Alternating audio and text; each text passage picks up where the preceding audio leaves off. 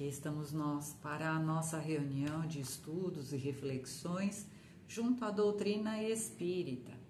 Nós, da Comunidade Espírita Caminheiros do Amor, a Rua Arnaldo Magnicário, 1370, nos reunimos em nossa sede para os estudos, as leituras e reflexões da nossa doutrina espírita, que muito nos tem ajudado no caminho da paz, da compreensão, do equilíbrio, da saúde física e espiritual.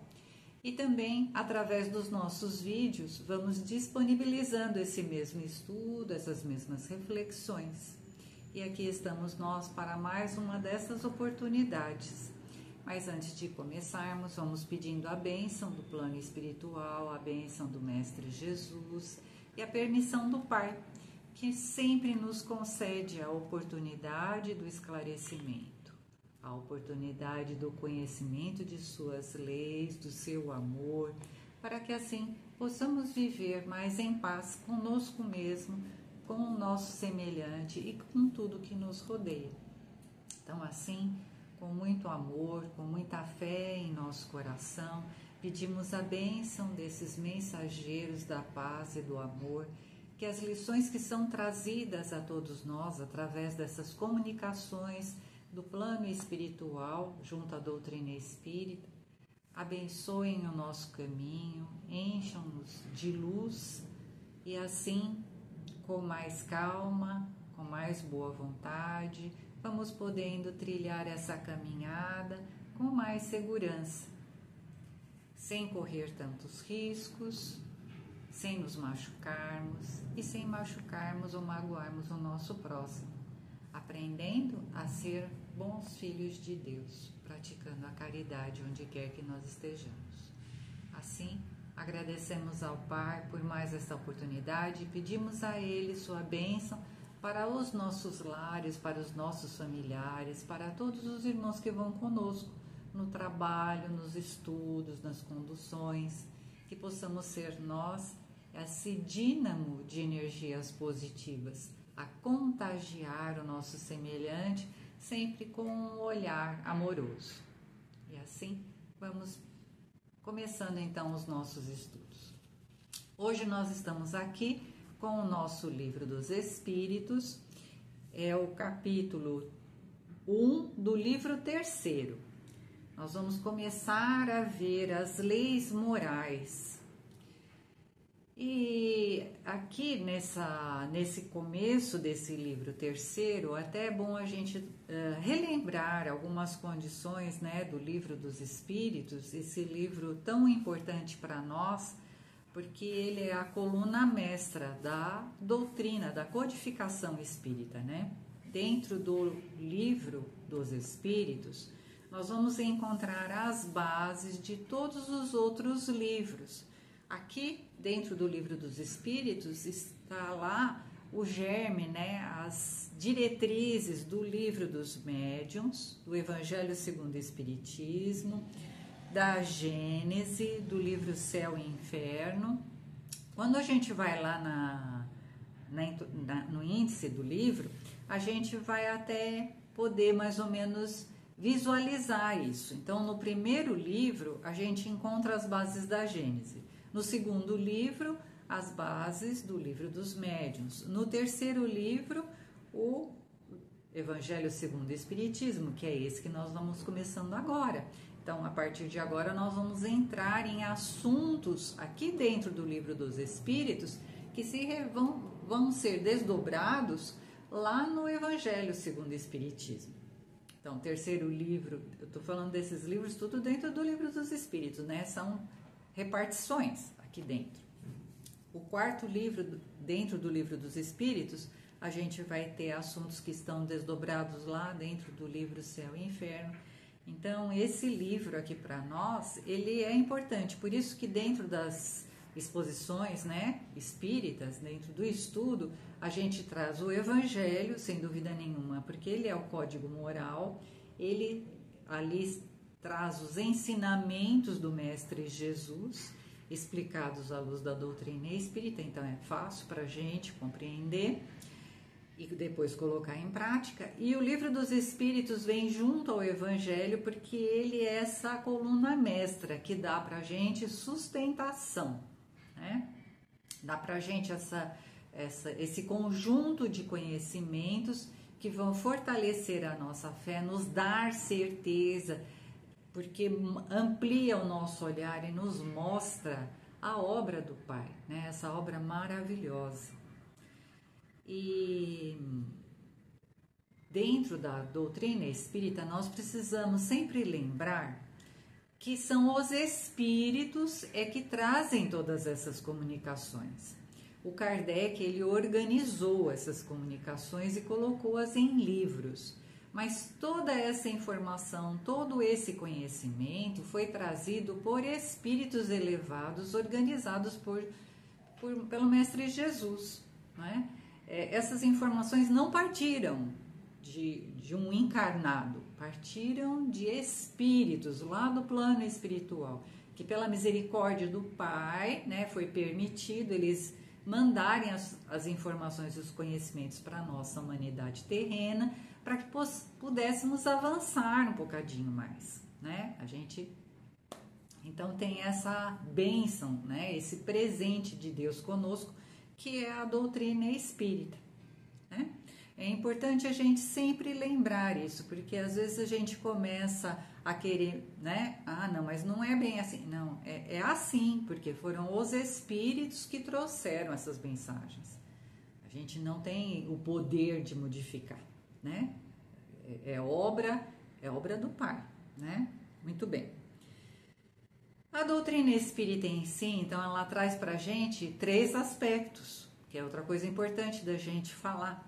A gente tem dentro da doutrina ciência, filosofia e religião, né? Ciência na condição do entendimento de como funciona a vida, o universo e tudo mais. Filosofia, porque é a condição da compreensão desse funcionamento.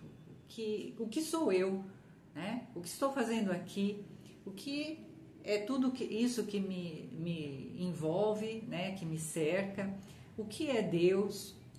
E religião, porque o Kardec observou que todas essas informações passadas pelo plano espiritual tinham um cunho moral, tinha uma mensagem, um ensinamento, aquilo que é bom fazer, aquilo que não é necessário fazer, aquilo que não é bom fazer, o dever, né? Então Kardec encontrou esse ponto de união, né, em todas as mensagens passadas pelos espíritos. Então sim, a doutrina espírita, ela também tem esse ponto que é a religião. Então, ciência, filosofia e religião. É bom falar, porque vocês vão ver isso se desdobrar aqui nesse capítulo, né? Então, falando a respeito das leis morais, vamos agora aqui adentrar ao assunto, né? Neste capítulo, o Kardec começa logo perguntando assim lá para o plano espiritual. Nós vamos abordar então o capítulo 1, a lei divino natural. Então, na pergunta 614, o Kardec diz assim para o plano espiritual: o que se deve entender por lei natural? Boa pergunta, né?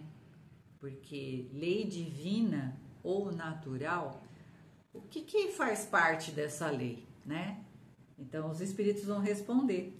A lei natural é a lei de Deus, é a única necessária à felicidade do homem.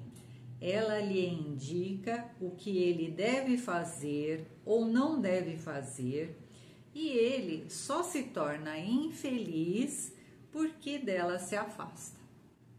Então a gente está vendo aqui, né, que na casa do Pai existem normas, existem regras, existe um caminho a percorrer para que tudo possa dar certo. A gente tem a obra do Pai, é visível, né? Em tudo a gente reconhece a perfeição, a magnanimidade, né? A harmonia, o equilíbrio. Para poder ter todas essas potências, todas essas virtudes, há que ter regras. E nós, como criaturas de Deus, precisamos dessas regras, estamos incluídos nelas para que possamos também espelhar, né? Demonstrar, manifestar toda essa condição que o universo demonstra. A mesma condição de equilíbrio, de harmonia, de perfeição. Mas aí a gente pode dizer, não, mas por enquanto não dá, lógico. Por enquanto nós estamos no processo de crescimento, num processo de desenvolvimento, de amadurecimento. Mas vamos caminhando dentro desta lei e vamos chegar lá. E se a gente perguntasse assim, ah, beleza, então, realmente, a gente de olhar a natureza, de olhar o funcionamento, né, do cosmos, do nosso sistema solar, a gente pode até ficar pensando, poxa, né, que perfeição, a Terra gira, né, em torno de si mesma, gira ao redor do Sol, os outros planetas, ninguém bate com ninguém, né, ninguém vai pela contramão, tudo certinho, né? Esses astros enormes trabalhando dessa forma tão harmoniosa, tão perfeita, né? Aí a gente vai do macro, vai vindo para o micro, né? Vai voltando o olhar e vai vendo o funcionamento dos serzinhos mais simplesinhos, né? Dos nossos amiguinhos insetos, a formiga, a abelha. Depois a gente vai para as plantas, a gente vai encontrando um funcionamento tão harmonioso, né? Hoje em dia está meio conturbado porque nós, né, com a nossa forma de ser, atrapalhamos um pouco a natureza, mas quando ela tem essa condição do funcionamento dela, é tudo perfeitinho, tudo tem o seu tempo, né? Tudo tem o seu tempo. Nós é que aceleramos o passo da natureza e hoje a gente tem esse distúrbio, esse desequilíbrio acontecendo.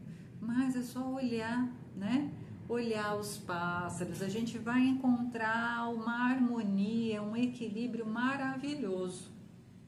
E nós também vamos chegar lá.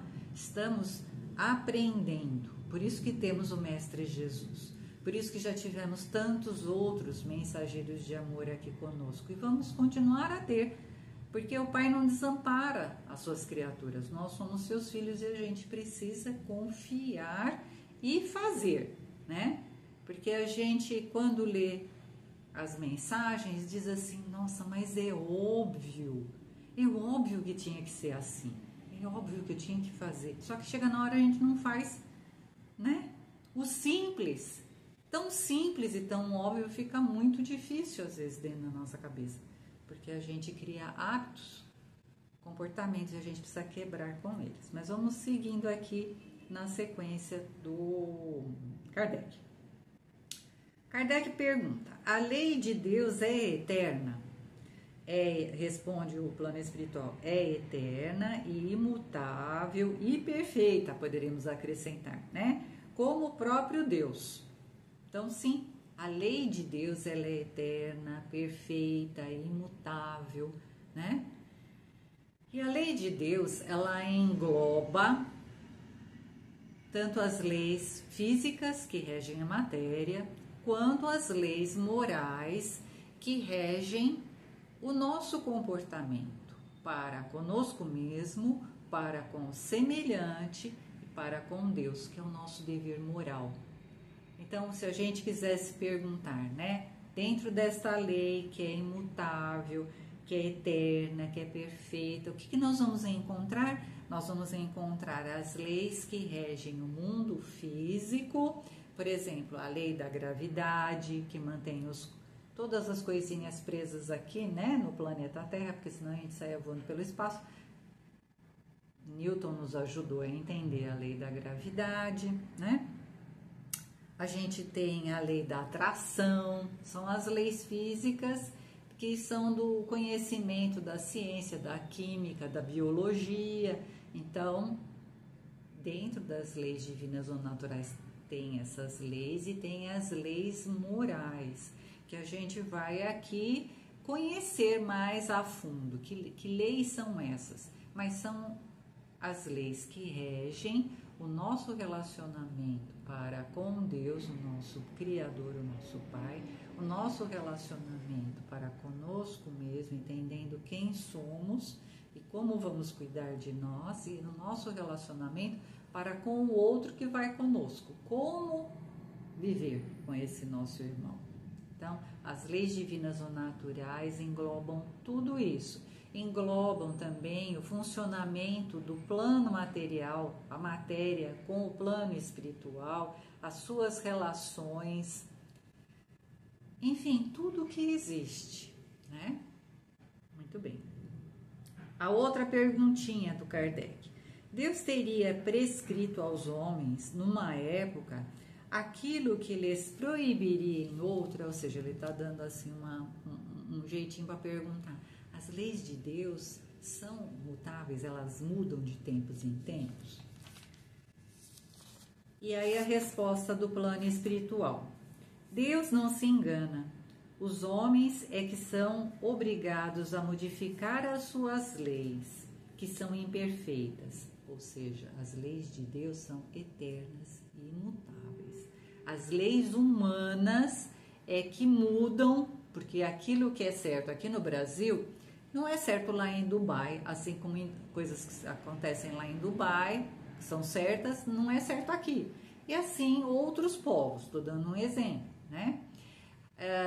Com o tempo, coisas que antigamente eram certas, hoje não são mais certas.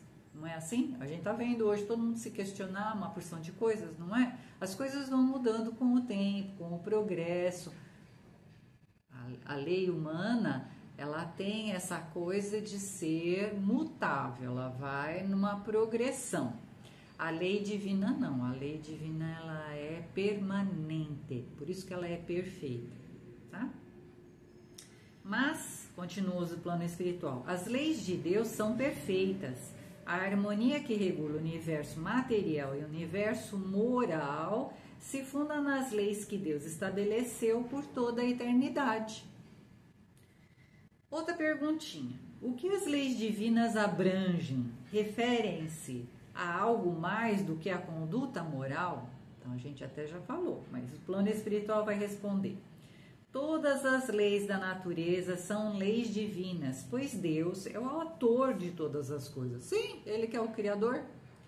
O sábio estuda as leis da matéria, o homem de ciências, né? O pesquisador, o homem de bem estuda as leis da alma e a segue, né?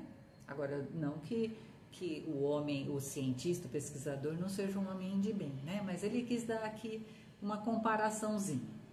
Então, para todos nós, fica a responsabilidade tanto do estudo das coisas da matéria, porque é importante o conhecimento, como o estudo das leis morais que regem a condição do nosso relacionamento para com Deus, para conosco e para com o outro. Outra perguntinha. É dado ao homem aprofundar umas e outras, tanto as leis, né, da física, da matéria, quanto as leis morais? Resposta: sim, mas uma só existência não é suficiente para isso. Verdade. Como é que numa existência a gente vai conseguir ter o conhecimento de todas as leis? Nossa, é muito para a nossa condição, né? Então, com o passar da evolução espiritual, nós vamos tendo uma sequência de aprendizados. Por isso que a gente diz, né, que Deus, na sua infinita misericórdia, nos oferece a oportunidade da reencarnação para o aprendizado, para o conhecimento. O pessoal fala assim, é punição. Não é, gente, punição. É oportunidade de evolução. À medida que a gente vai participando dessas experiências reencarnatórias, a gente vai vencendo obstáculos e vai se desenvolvendo como uma criança na escola. Depois, né, ele vai falando aqui, a outra perguntinha. As leis divinas são as mesmas para todos os mundos?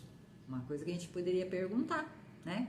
Essas leis que a gente estuda aqui no Livro dos Espíritos, né? A lei do progresso, a lei do amor, a lei da destruição e outras leis, mais a lei de amor, justiça e caridade, elas funcionam para todo o universo? Resposta: a razão nos diz que elas devem ser apropriadas à natureza de cada mundo.